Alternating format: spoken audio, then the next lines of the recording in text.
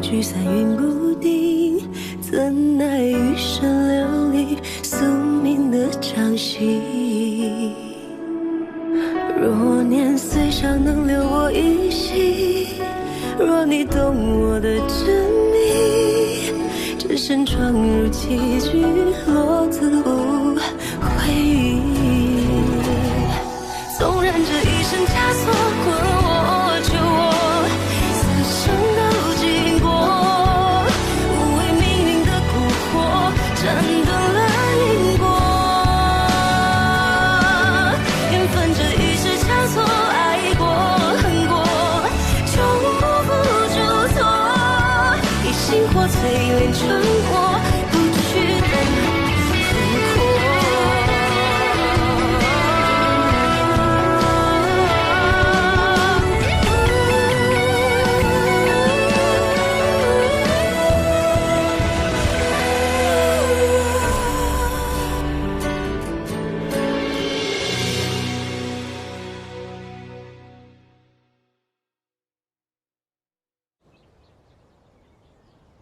公子、夫人，请用茶。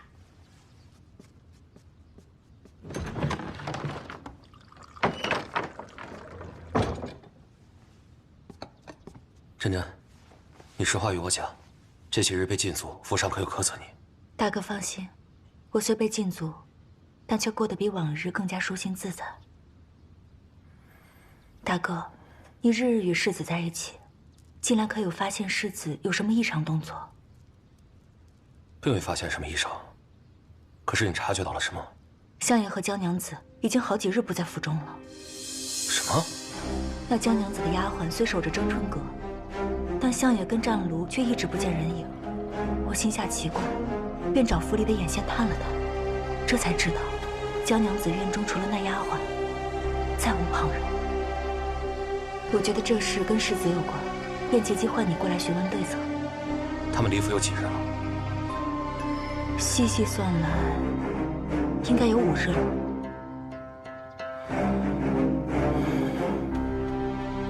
此事不可妄加揣测，我会派人私下调查他们的行踪。你继续盯着，有任何事情及时向我汇报。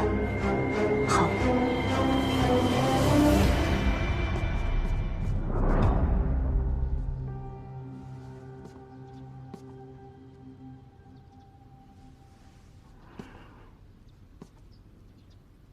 此番你被沈相软禁，都是受了家里的拖累。月堂那边你不必担心，我已派人将他寻回，现下就在孟府好生待着。只是你，大哥不必自责。身为孟家女，这便是我的宿命。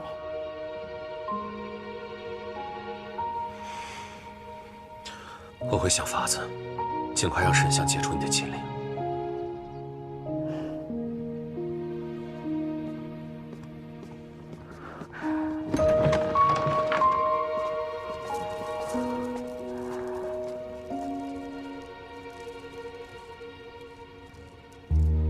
你们一个个怎么回事？这么久了，人还没找到？奴才已经把人都派出去了。于今就这么大，想必很快就有消息了。那不还是没找到？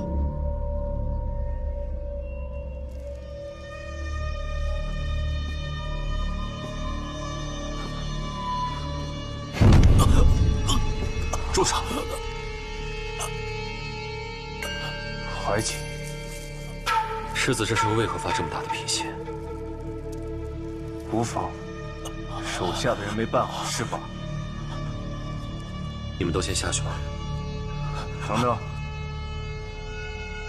你去通知银矿的工人们，5天之内，本宫要开采50万两。5天？世子，不可。是。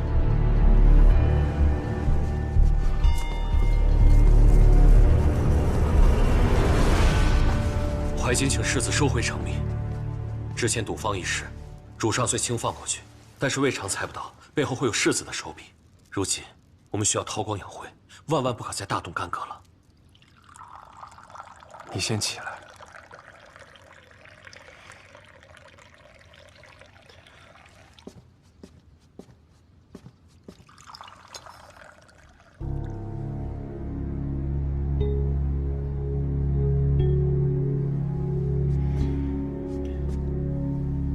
我知世子心中烦闷，但凡事欲速则不达。我们今日还需小心谨慎行事。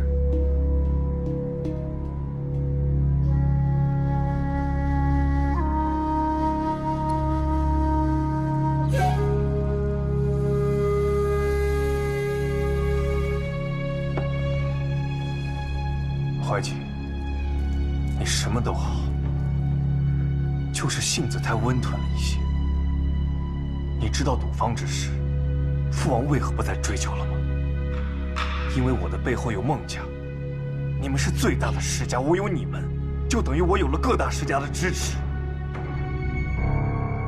之前我也害怕，可经过赌坊之事，我才知道，父王他畏惧世家之权。世子慎言。怕什么？这里只有你我二人，我有什么不能说？就算我犯了事，我仍是世子，你更是孟佑乡的嫡长子，你我二人联手，又有何惧？但赌坊与银矿终究不同，赌坊姑且能算是世子的个人琐事，但是银矿可是国之根本。世子最近定要谨慎行事。近日，银矿万万不可再大肆开采了。怀瑾，我自有分寸，此事你莫要再说。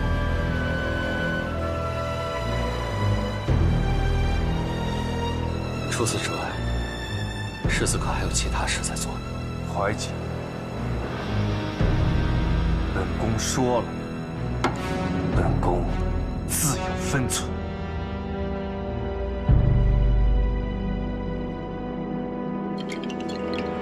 岂有此理！这哪是去做工啊？这分明就是强掳良民，还有没有王法了？我要写一封诉状，上书周御史，他素有廉明，定会为你们伸冤的。那事不宜迟，你现在就写。但是光有诉状还不行，人证物证都得有。人证，我们全村的村民都能作证。物证，大哥哥需要什么物证，我也可以帮忙。好。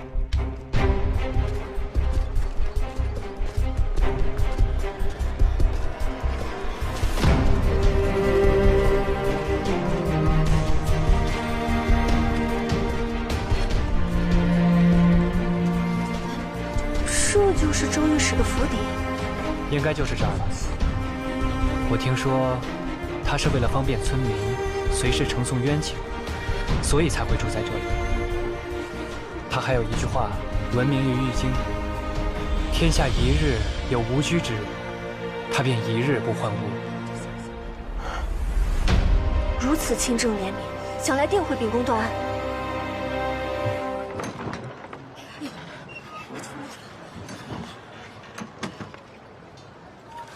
草民有天水村76户村民之冤情，望周御史为村民伸冤。来，速速请进，与我细说。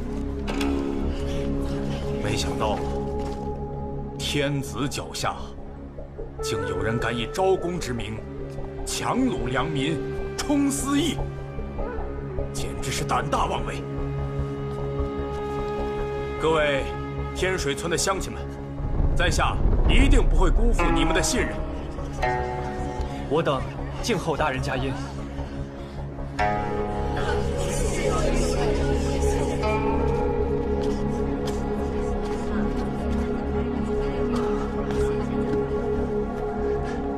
相爷，按你说，连一男一女能带着人告官成功吗？哟，周大人那可是出了名的好官，我看能行。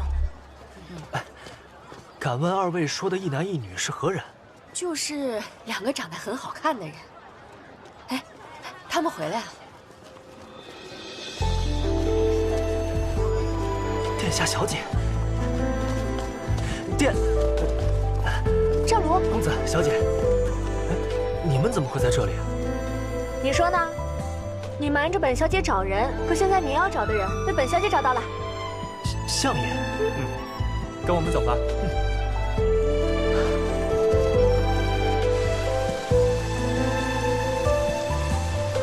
也不知道这一个下午人都跑去哪儿了，一个都找不见。娘子啊，跟老身先吃饭吧。啊，瞧这面色，莫非还在为我泼他水生气？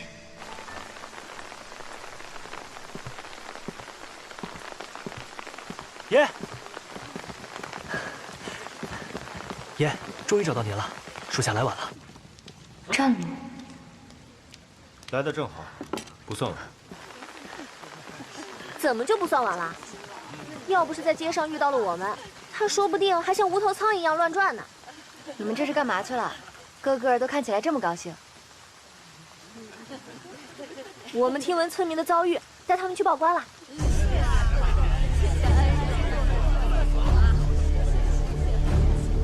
报官？坏了，要出事！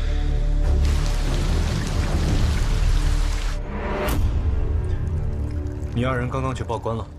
对啊，我们去报官了。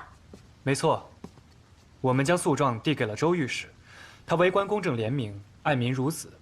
我相信，这件事不日就会有个论断。周御史，只怕我们还没查出个所以然来，就已经命丧于此了。你不必出言讥讽，周御史我见到了，严明谨慎，是个好官。现在证据确凿，是非曲直清清楚楚，这有何查不出的呢？说来新鲜，昭公、鲁民，又不是刚刚才发生的事。他周御史在那破草屋待了好几年，怎么会全然不知？此间背后错综复杂，牵一发而动全身，一纸诉状，只会打草惊蛇。谬论！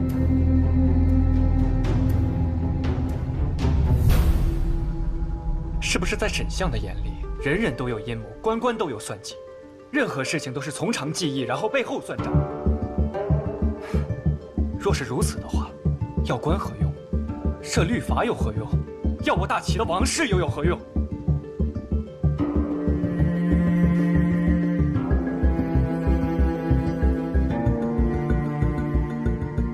四公子，相爷每次都习惯用自己的方式处理事情，虽说有用，但的确也伤及了无辜。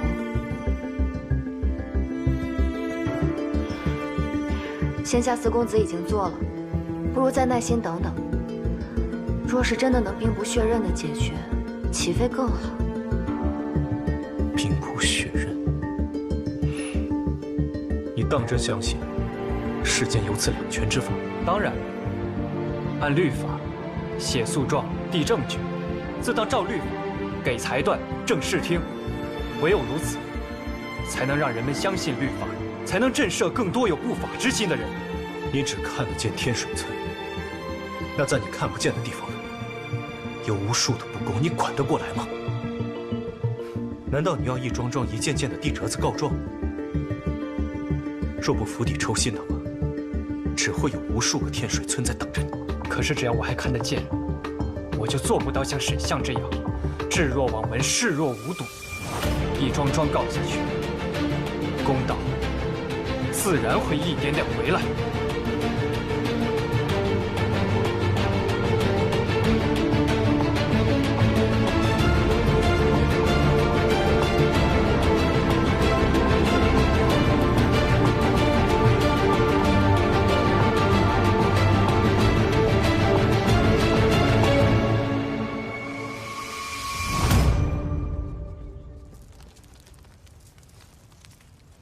周御史做得不错，起来吧。是。能为世子效力，是下官的福分。不是沈在野带头报的官，那会是谁？那人闭口不提，只看得出他气度不凡，听口音也是玉京人士。下官便留了个心眼儿，将那带头的一男一女画像给带来了。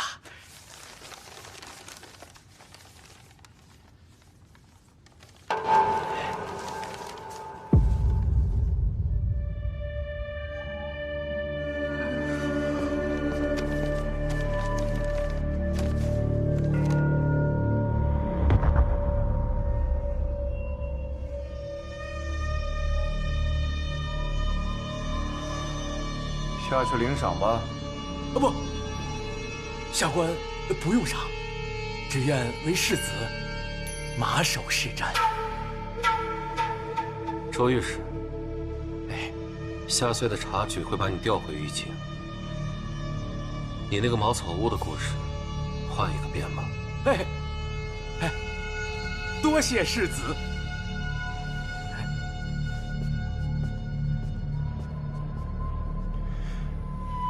怀瑾，你怎么看？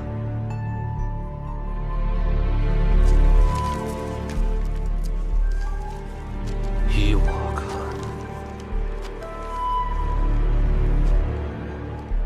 世子，我是不是再三叮嘱过你，赌坊一事就此结果？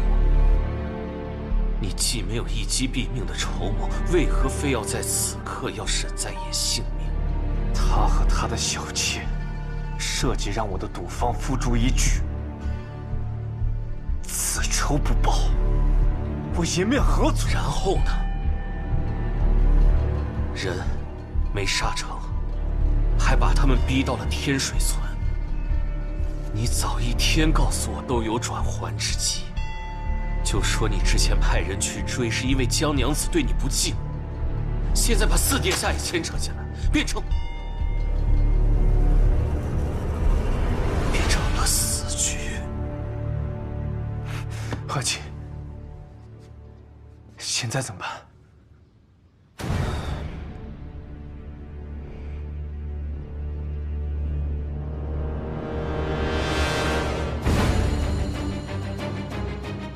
他们在天水村这么久没离开，想必是已经察觉到了恶简的线索。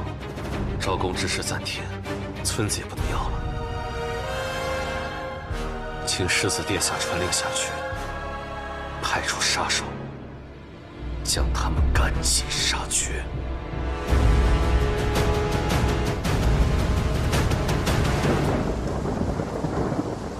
相爷所料不错，今日四殿下和青影小姐一走，那周御史便离开了茅草屋，怕是……猜到了。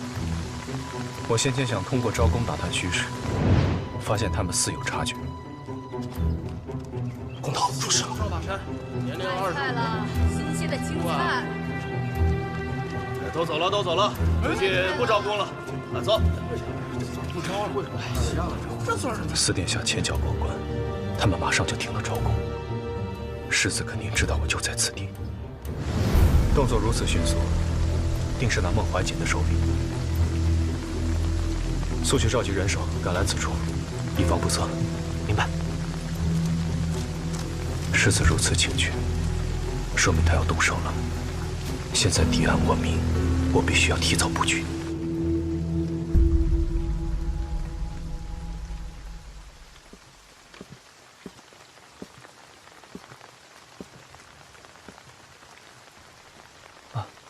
公主，自公子回来后，便再无进食。吃点东西吧。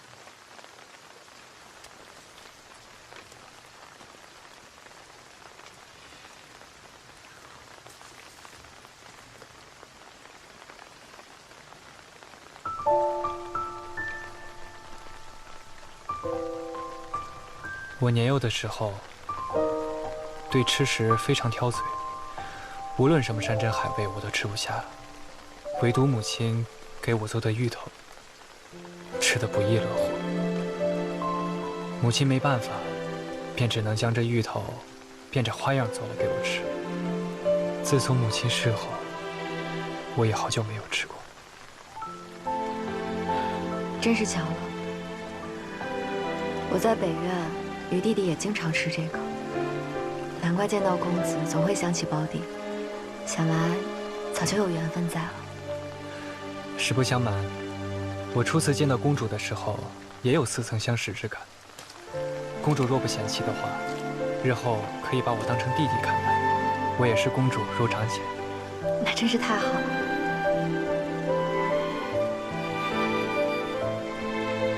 公子可是在为今日之事所烦心？我内心认定之事，便不会再改。今日在席上听公子一番话，犹如醍醐灌顶。公子的磊落和赤诚之心，让桃花钦佩不已。此事若当真如公子所说，按照朝廷法度顺利解决，那真是件令人宽慰之事。只是，在桃花心中，其实是认同相爷所说的。我们来到这里以后，一直未曾报官，也是担心会出现官官相护的局面。若是打草惊蛇，反而不妙。我知道你们的意思，但是吾以规矩不能成方圆。若没有律法的话，便对权力没有了约束，强者就可以随意欺凌弱者，国将大乱。而我们这些手握权力之人，自己都不能遵守律法的话，那律法的存在也便没有了意义。如果没有律法约束，又何以谈国呢？我之所以坚持报官，正是以此理。公子心怀大义，桃花自愧不如。其实这一切，也是一位故人教我的。故人？对，是他教导我琴棋书画、吟诗宋词，还有一些圣贤之道。我不过是承他的道罢了。这位故人可是公子的哪位启蒙老师？是我的表哥。表哥？对。我的表哥，他是一位奇才，也是我一生都在追赶的人。故以天下贵。跟我读这句：以政治国，以其用兵，以无事许天下。表哥，这句话是什么意思？就是说，以正道治国，国家才不会陷入混乱；以奇谋用兵，才会有打胜仗的本事；以不搅扰臣民来治理天下，天下便会长治久安。我表哥一家，书香门第，世代为官，对我大齐一直忠心耿耿，却被我母亲一事所牵连，落了个被灭门的惨局。谢家人一个活口不留！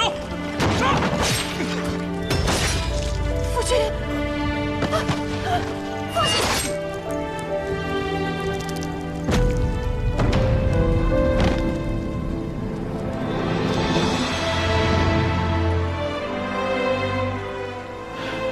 没想到还有这样的国王。你表哥，不知他现在在何处？他早已不在了。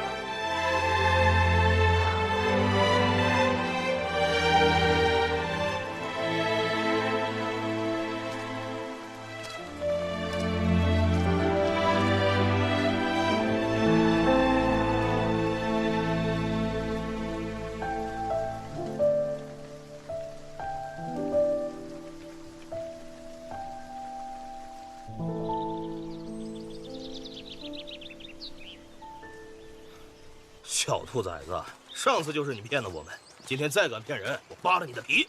这次肯定没问题，我骗沈在野，让他独自去砍了柴。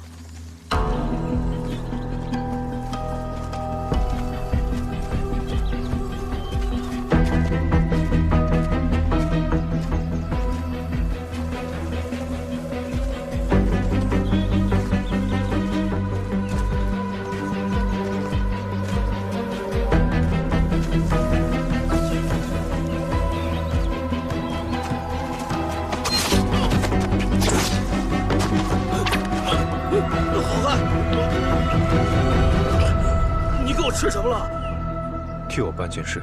什么事？带我去你们做工的地方。这可不行，不行！你现在有的选吗？我知道，你上头有主子盯着，你只需要把我安排成你的小厮，带我过去即可，其他的不用你操心。那我的毒怎么？事成之后，自会给你解药。好，好。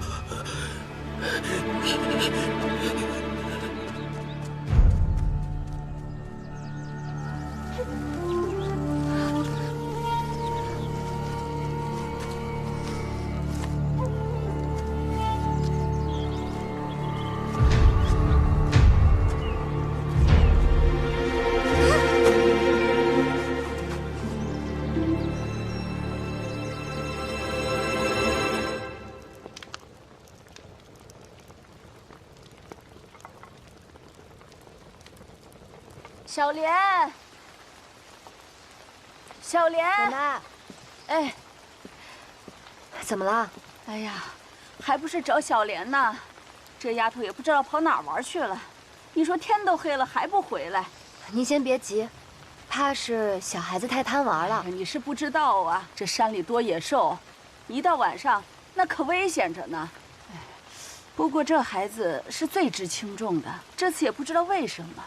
我去找找啊。嗯，小莲，小莲，小莲，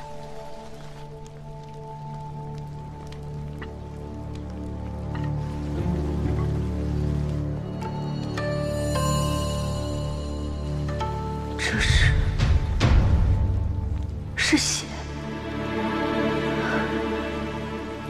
一次不忠，百次不容。他这次害我虽然没有成功，焉知没有下一次？小敖不是他犯错的理由。沈在也一贯是宁他夫人，无人负他。莫非？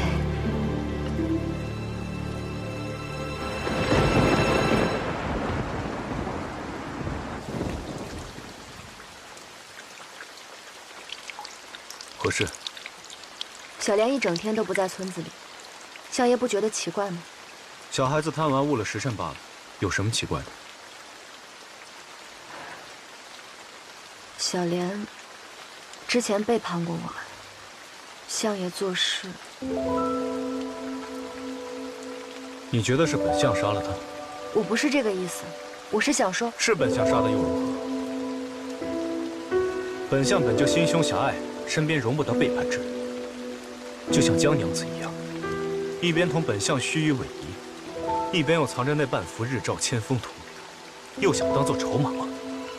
你这种算计，足够本相杀你100次。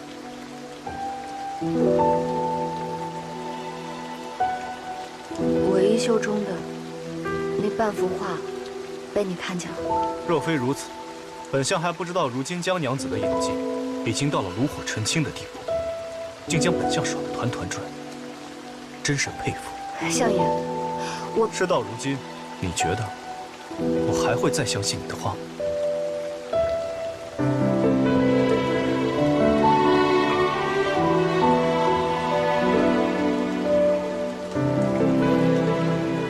未免江娘子有性命之忧，我劝你好好待着，好好做事。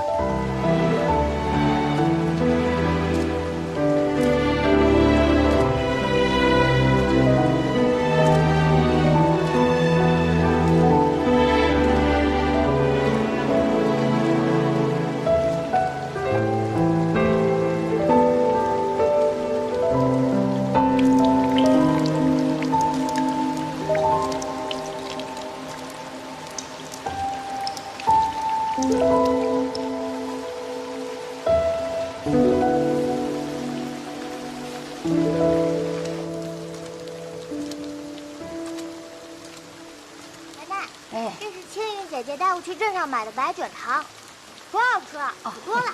是吗？快吃，快吃吧，奶奶不吃啊。吃一点嘛。那好。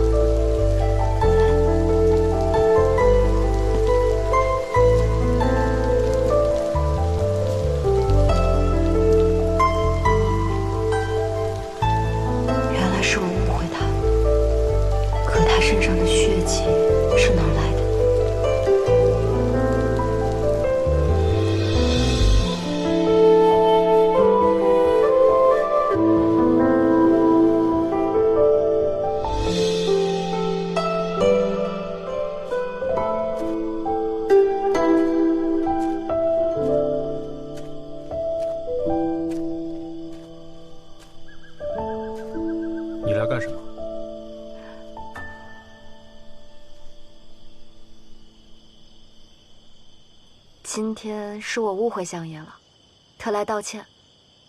我看相爷回来一直未用饭，吃个桃子吧。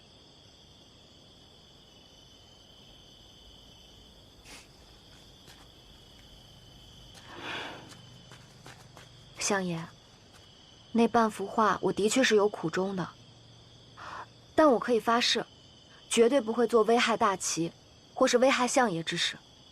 如违誓言，便不得再与亲人相见。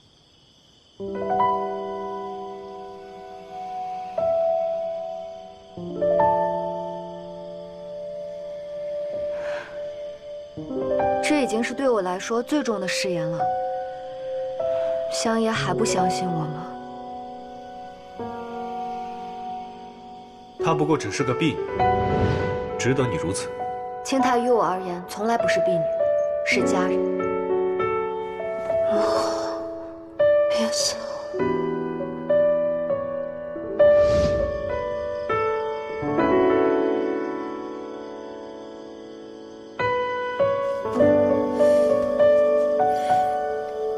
你可以回去了。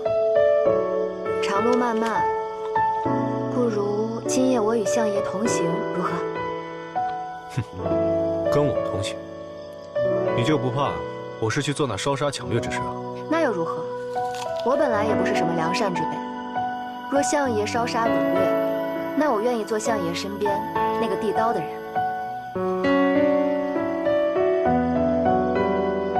况且，相爷今夜要去做什么，小莲都已经告诉我了。你利用小莲找到了工头，威逼工头带你去了工地。相爷是想要追查恶钱的源头，这是在做好事。我敬佩相爷都只嫌不够，怎么会怕与相爷同行呢？你答应了？大爷，我来了。好汉，这怎么多个人呢？多个人何妨？赶紧出发。是，跟我来。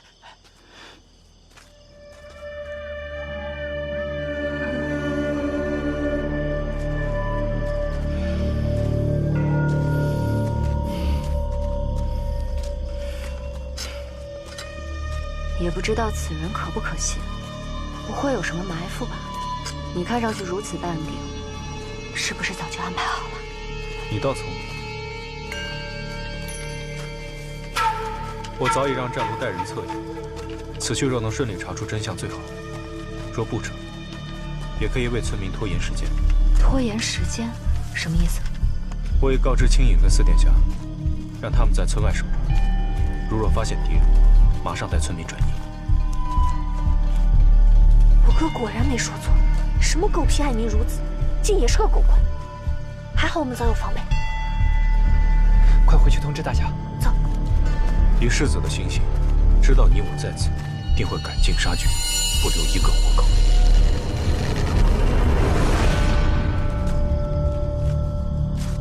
果然来了。小心！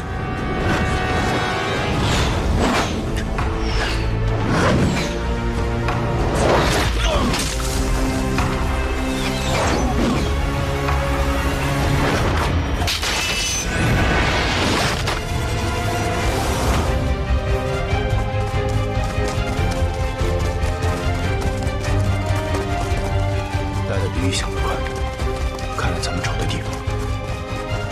只是我没想到会有这么多人。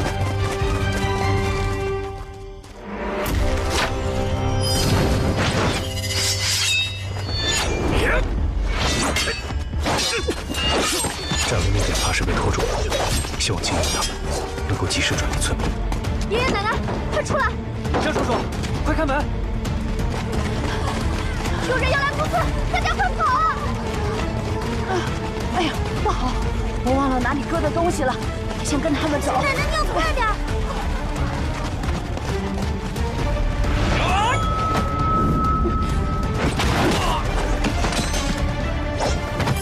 杀了他们！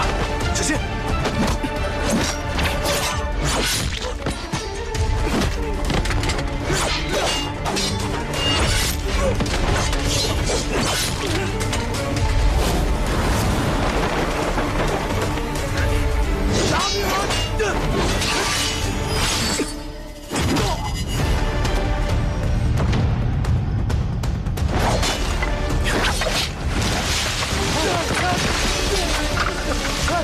受伤了。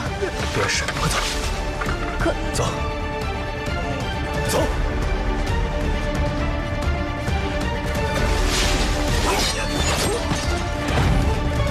追！别让那女的跑了！打你吧！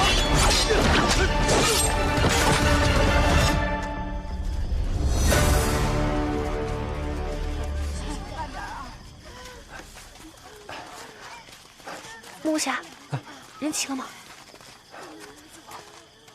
青云姐姐，你那边有我奶奶吗？不是在你们这儿吗？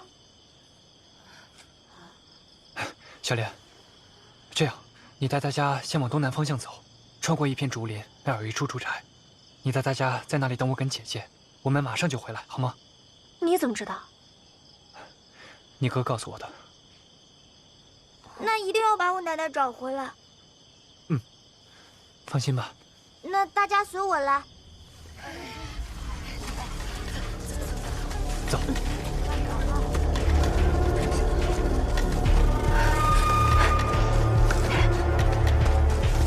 别跑！站住！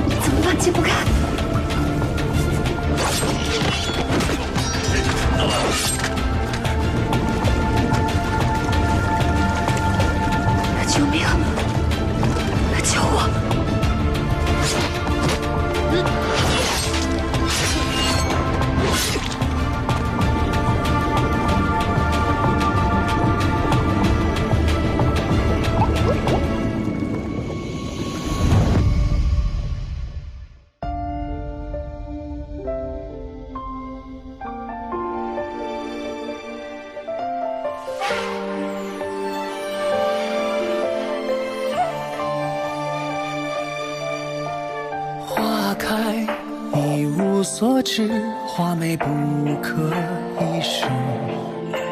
花落北风便知，正中间黄如隔世。花瓣被雨淋湿，心碎接踵而至。花落泪，辗转心事，无处可告知。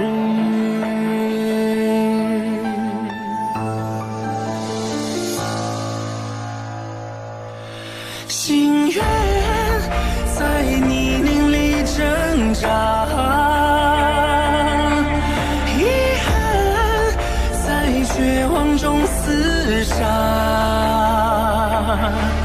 害盼他摘下怀抱露出的花，就算要将此花赠予。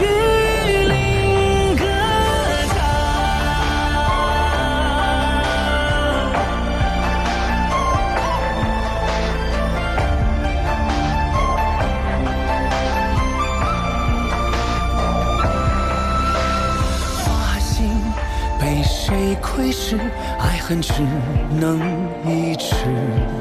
花枯萎，破败心事，再无需告知。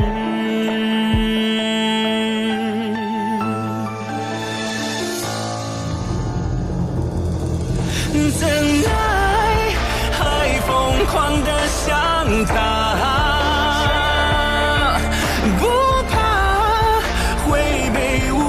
轻压，紧握他说的与花有关的话，愿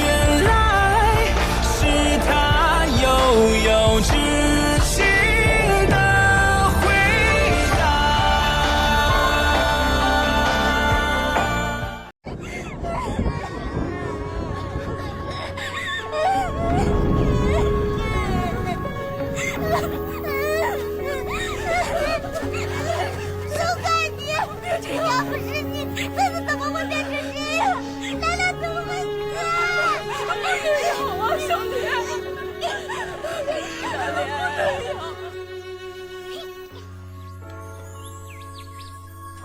问，孩子下嘴没个轻重的，这么深的伤口，怕是要留疤了。如此，甚好。